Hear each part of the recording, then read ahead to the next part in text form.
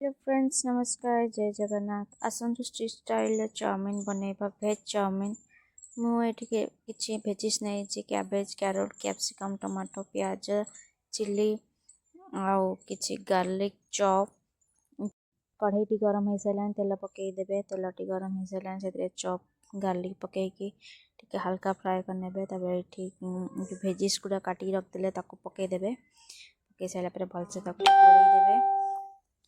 टिके सॉफ्ट हो गला पर आम धनिया पाउडर, जीरा पाउडर, लुण स्वाद अनुसार आ black pepper, red chilli powder पकईकी टिके भलसे गोलै नेबे। एटी मु chilli sauce, soya sauce, tomato sauce नहीं आपन चाहे शेजवान सॉस भी नहीं पारिबे आउ रेड चिली सॉस मध्य भी नहीं पारिबे। एटी हमर हो गला। तापर मुझे गरम पानी रे बॉईल कर देती चाउमिन के छाणिकी एबे आमे भेजिस रे पकईदेवा। पकई भलसे गोले किए कहला भेज ना चाउमिन टेस्टी लगिबनी। नॉन वेज टू भेज चाउमिन बहुत टेस्टी लगिबो। जदि आमे प्रोसेस वाइज करिबा बहुत टेस्टी लगिबो।